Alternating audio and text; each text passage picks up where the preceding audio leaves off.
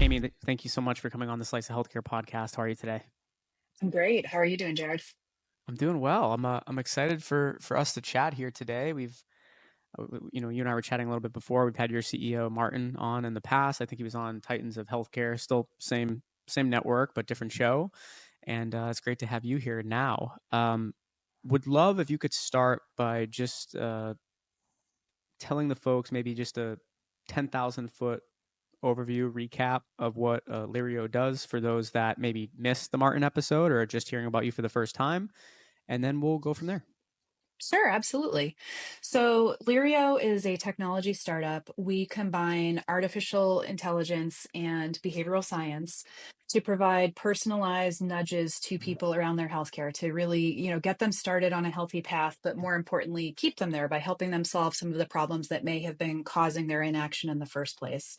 I'm our chief behavioral officer, so I lead our behavioral science team, and it's a really exciting opportunity for me to practice behavioral science with this very scalable, very advanced technology that lets us personalize the way that we talk to people in a way that I haven't experienced elsewhere in my career. But really, that's what we're all about, is this personalization. We call our technology precision nudging, and we've been talking more recently about our large behavioral model because as we interact with people and nudge them, we're learning a lot about what people are responsive to across contexts, different healthcare behaviors, different environments. So your health system versus your pharmacy versus your insurance. And that really allows us to get this really complete three-dimensional picture of individuals that I have not seen the ability to gather elsewhere. What is something that you wish people knew more about Lirio that maybe like that you can say, right? I'm sure there's some things that you even want them to know that they can't know, but that you can say here today as well. Well, the thing that I care a lot about, actually, and this is probably boring to most people, but I think it's really important, is process. So, my background is in what I call behavioral design. It's really applying behavioral science to the creation and design of digital tools. And we do everything extremely deliberately. Like, we have a very detailed process behind how we build everything. And so if you looked at precision nudges at the actual, end communications that a patient might receive if they were, in Lirio's purview, every single aspect of that has been selected and designed for a specific purpose. And I think that's really important because we're trying to go all the way back to what is causing people to behave a certain way or not, and directly address it so that we can help them, overcome a barrier or gain new knowledge or skills, feel empowered, but, giving them something that changes who they are and what they bring to the situation so that they can behave differently therever after. It's not just, we thought this looked cool or sounded nice.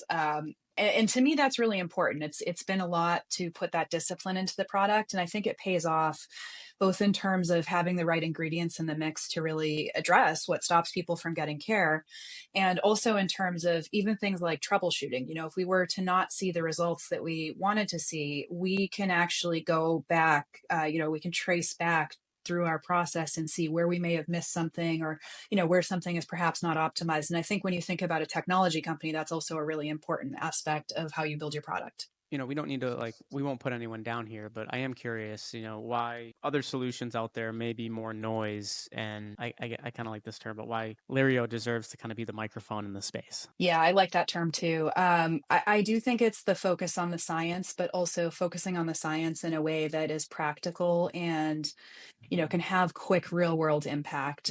We are very focused on speed, both, speed in terms of developing the product, getting it out in the market, testing and learning. My team is doing a lot of testing directly with users, patients, about, how do you feel about this kind of nudge? Is this actually addressing the things that are hard for you? But our AI is also built specifically to learn really quickly, even from things, whether you open a message or not. And unlike a Netflix or a Facebook, our objective isn't to keep you within our service. It's not to get you to click more and more. It's to get you to take action around your health. So we're taking that same kind of technology speed, but putting it in the service of something that I think most people would agree is a societal good, to get people healthier and to empower them to take action on their own behalf. I haven't seen a lot of companies that have that kind of marriage of rigorous science, but with this constant focus on how do we get this out there? How do we actually get it to help people? And how do we do it at speed? Like 4 years ago, the World Health Organization declared behavioral science is underutilized in public health. I still think few likely realize what behavioral science even is. I feel like everything gets bundled into all of these. Do you feel like we do? Well, first, two questions, I guess. Do you feel like we bundle so many things into like one bucket, just in healthcare in general, specifically this too? And then people often like get confused what it actually is over time, even if they actually knew what it was when it first started. So that's kind of part one of it. Like, do you like agree or disagree with that? And then let's hear your definition to draw a straight line into what it actually is for those that maybe even think they know, but they don't know. Yeah, I love this question. And so, yes, I think people do bucket things. And actually, we're doing it a little bit on purpose with the term behavioral science because it's a big category. It's the collection of sciences and approaches that look at why people behave the way they do. My PhD is in psychology, and there are a few others on my team who also have backgrounds in psychology. But we have, public health represented, we have health geography represented. So, really, how does the physical geographical environment that you're in impact your behavior? You have behavioral economics, which is where the term nudge comes from, and several others as well. But it's really, different lenses on the forces that influence people's behavior, whether they are internal, external, or a combination of both. We use that broad term deliberately in our case because we think it's important to bring all of those lenses and perspectives to bear. But we definitely see this confusion of terminology, and sometimes it's because there really is drift over time. I work really closely with our chief AI scientist, Chris Simons, and one of the frustrations that we have had is companies coming out or groups coming out and saying we're doing AI, and when Chris takes a look at it with his expertise, he'll say that's not really AI. So last year, we and another scientist on our team co-authored a review paper that's in the Mayo Clinic Proceedings Digital Health, basically looking at who's really using AI in digital health to change real world health behaviors. And we found only 23 different examples of technologies. Most of them were academic, 6 of them were industry, including Lirio. And the rest were all like academic projects that had, gone out, been tested, had good results, but aren't commercially available. And that's a case where there's drift. So, what was considered AI 15, 20 years ago is now so behind state of the art that most AI scientists wouldn't consider it real machine learning anymore. And so, I think sometimes you see this sort of natural failure to update the term. But then you also see things in healthcare like patient engagement. It's so broad that I'm not even sure what it means. And I myself would say I work in patient engagement. And we do find that when we're talking to organizations or, even if I'm having a conversation at a conference with somebody, that term patient engagement might open the door. They might understand like what neighborhood of healthcare and health tech I work in, but it's never sufficient to really describe what we do. And I think it is one that's gotten really cluttered with a lot of different approaches and technologies over time. To do great work, you need to absolutely love what you do.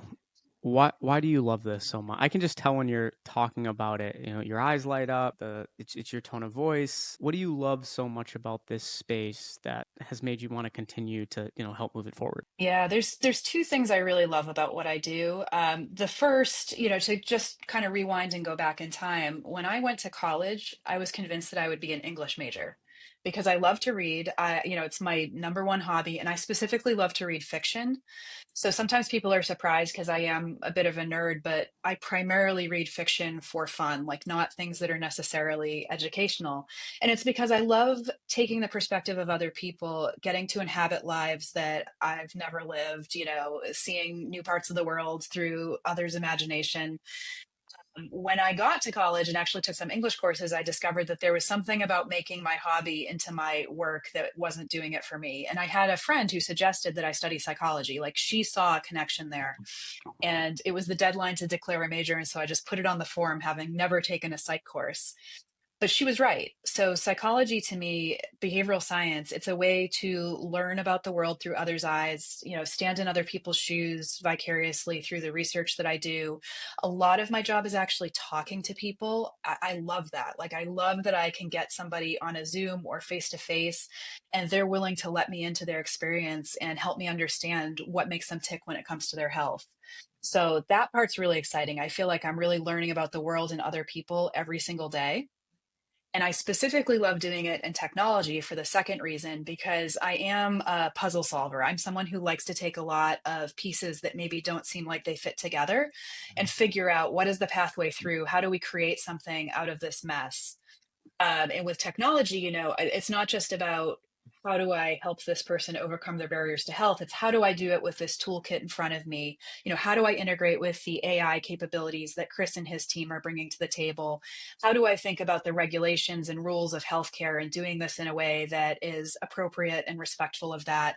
So on and so forth. Like, I really love that challenge of weaving through the different considerations that come from different parts of a technology product and the healthcare environment, and figuring out how to do my science through all of that. So I think every day is challenging in a really energizing and fun way when I bring all of those things into the mix. What do you think is more difficult in healthcare? Changing people's bodies or changing people's minds? I think it depends how you approach it. So, we all know that changing our bodies is not easy. If you've struggled with a chronic health condition or even tried to lose weight, it's something that takes a lot of time and effort, and you usually have to change a lot of different behaviors in concert to get there. So that's hard, and I don't want to downplay that. I think changing people's minds is really hard too, but I also don't believe that you have to change their mind to get them to change their bodies. So of course, the mind is in control. And back when I was doing more running and I would be on a long run and kind of over it, one of the things that I would sometimes think, I read it online somewhere, but it made me laugh, is your brain is basically piloting a meat suit. And I would have to remember, like, okay, the brain's in charge. Like, we don't let the meat suit tell us that we're going to stop. The mistake that we make a lot of times with trying to change people's minds is we want them to agree with our rationale why something is important. I want you to be healthy because it reduces costs, or it will help you be there for your kids. If that's not the reason that resonates with that person, it's really hard to get them to agree with that. And the mistake is to not go in sideways and think, what does this person value? What's important to them? And how do I help them make a connection between this behavior that we're trying to get them to do and what they value? So, there was this anecdote that really made a big impression on me some years ago. I was at the National Geographic Foundation for a World Wildlife Federation program, and someone was saying that they were getting long haul truck drivers on board with electric vehicles, not because they care about the environment or anything like that, but because they saw that that was the future of their industry. And if I want to be employed in 10 years, 15 years, I better get really comfortable with this technology and think about how I can bring it in. I think you're seeing some of that same dynamic right now with people who are playing with AI tools. It's not necessarily because they love it, but they realize that it will assist them in something that they do care about, which is maintaining their career and growing over that. And healthcare is the same way. I can't force my reasons onto somebody and expect that to be successful. I have to sit back, listen, understand their reasons, and then help put the context together for them. So if you take that approach, then I think changing minds becomes easier than changing bodies, but you have to do the changing minds if you really want to change the bodies. I'll tell you, on the AI front, I subscribe to tools now, just me personally, because it's so interesting to just mess around. I'm not the person like, oh, I'll go put on a show or watch something, right? Like, I instead subscribe to something probably costs the same as like a Netflix, right?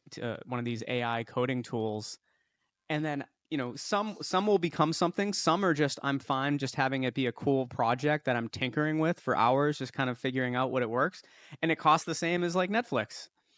And I'm learning, I'm having fun, and although you get lost a lot more, there's definitely some nights where on a weekend you'll get tinkering, and if you're watching a show, you turn it off and you go to bed, but you get into something, a project that just you keep going and going until you try to finish it. Anyway, um, yeah, it is funny. It's also, I've interviewed like Noom in the past, right? And we had their founder on, and he was talking more about, like you were saying, the science behind, like, if people don't want to change, it's very difficult to to help them. Really interesting. I want to shift focus a little bit before we wrap up here in the next few minutes. Lirio published a new market report featuring data from 70 health plan executives. But we can share this too if we're allowed to after, because it was a good report. Yeah. Um, so would love to, if you could walk us through what you think were the top three takeaways in that research specifically, and then maybe the most surprising about the findings as a follow up. Yeah, I mean, one of the things that immediately struck me, so the topic was about personalization in health plans, so, insurance plans. And there was this really interesting duality where the executives are investing in personalization and they have positive attitudes about it, but they're not seeing that return on investment. So very few of them actually said that they're satisfied. And, we broke down the different places where personalization might be brought to bear on the patient experience or the member experience in this case, not the patient. And consistently there was really no area where people were saying, yeah, the investments that we've made are paying off. And to me, this gets back to actually your question you asked before about are terms still meaningful. I think that we have really abused the term personalization in healthcare and in health tech, and we're seeing some of the shadow of that. Where I would guess that a lot of what's being invested in isn't really personalization, which in my mind is, if you and I are getting a communication from our health plan, they should be significantly different from each other because we are significantly different people, and I can say that without even knowing you very well. I tell this story sometimes. My husband and I have the same birthday, and different years, same day. And so once we were on the same health insurance plan, and we received a birthday card from the health insurance plan on the same day, and they were exactly the same except for our first name. And mine had an extra sentence at the end, which was, "You probably need a pap smear this year." So, like, yes, they took some consideration of how we're different people, but it didn't really hit the mark in terms of recognizing who we are as individuals or like what we might respond to. Even the artwork was the same on both of them. So that really struck me. The will is there, but it's not being borne out. The other thing that really struck me was how many executives said that member motivation was the problem. We're really having difficulty with people not taking action. And this word motivation is one that I care deeply about with my background.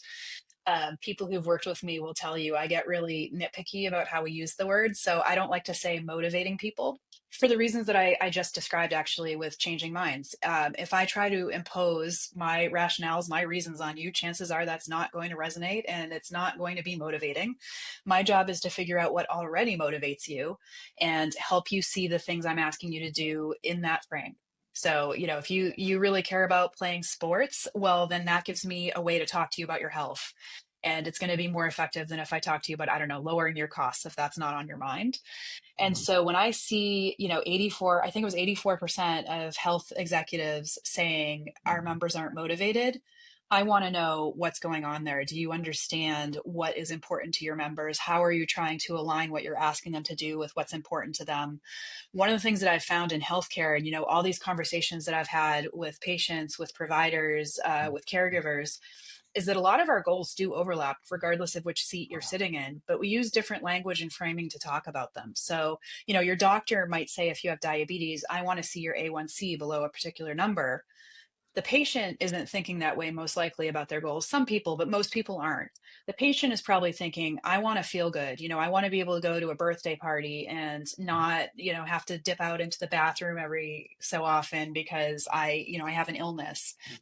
There's a commonality in those goals. And so our goal, our job is really to find the language to bridge those two parties and get them speaking the same language. And so I think there's a takeaway there around the health plan executives and how do we get them speaking the members' language better. So, and again, that was also really surprising to me because I have to say, I don't think that it's member motivation that's the problem. I talk to a lot of people doing my research, and I think a lot of people want to be healthy.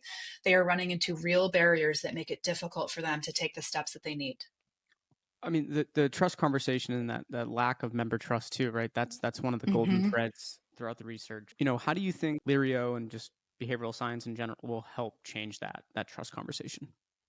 Yeah, so there's a couple things, and trust is something that is really important to me. I actually wrote a book a few years ago called "Engaged: Designing for Behavior Change," and I have a whole chapter on building trust, which was a bit, of a debate with my publisher whether I needed to have that as a standalone chapter. But I think it's just vital that people trust you and trust the technology if you want them to interact with it.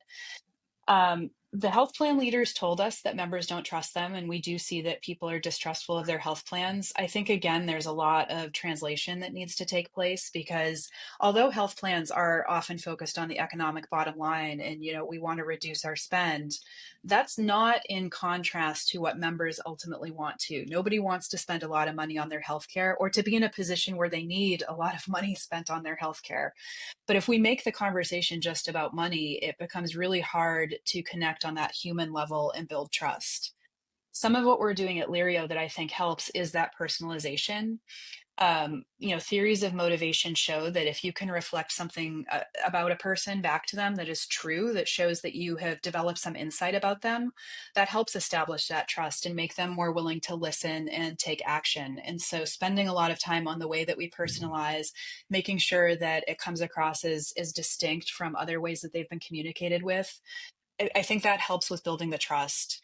And then the other thing that we do that I think is really important is allowing for volitional non-adherence. So I'm very big on, we don't provide a lot of financial incentives to people, or Lirio doesn't provide financial incentives at all. Sometimes we work with companies that do, and those have their place. They can be really great to get someone to say enroll in a program or meet a specific milestone. But incentives and coercion in general, those are not things that connect with people's motivation. That's them doing something for an external reason. People sometimes have very good reasons for not wanting to do something or not wanting to do something right now. And if we don't respect that, if we come in swinging with, the coercion, we're not going to get them on that road to change. And so sometimes our messaging needs to be, hey, here's an action that we think would be really beneficial for you. If you're not ready to do this, that's fine. We'll talk to you again in 6 months, a year, whatever. If you push too hard, you lose them. But if you are willing to plant a seed and be patient, you can get someone to feel that trust and to ultimately take action. So that's a really, really hard thing. We're accustomed in business to wanting fast outcomes and what's my return on investment this quarter? Sometimes with healthcare and these hard behavior changes, it's a much longer path. Last question before we wrap up here. What's next for Lirio? Oh boy, I'm really excited. So first of all, we are going international. Our theme this year is actually Lirio's growing global, and that's one of the first times I've been able to say it without the tongue twister getting me. But we are launching our first interventions in Latin America and in the Middle East and in Asia. So we're actually going, broad as well, not just focusing on one geographic area. I've always loved working on international projects. It adds one more piece to that complex puzzle that I love working on. So really understanding the cross-cultural implications of, how does the health system work and how do people think about their health? So really, really cool adventure that we're on there. And, our technology is rapidly growing more sophisticated as well. So I mentioned early our large behavior model and how we can really triangulate on an individual as we interact with them about more behaviors across more contexts. And that's where we're going is, not just getting people to get their mammograms, which is incredibly important, but it's just one behavior. Now it's more, how can we be the air traffic control for your healthcare journey? Be the people who are communicating with you about many different things that you need to do. And in the process of doing that, getting this really complete picture of who you are and what you need to support you through that journey. So, really excited about both of those things. And I am excited to see where we go in the next year as well, but I know those will be ingredients for it. I love it. Thank you so much for joining me here today. Excited to continue the conversation in future chats, but really appreciate having you on. Well, thank you for having me. This was really fun.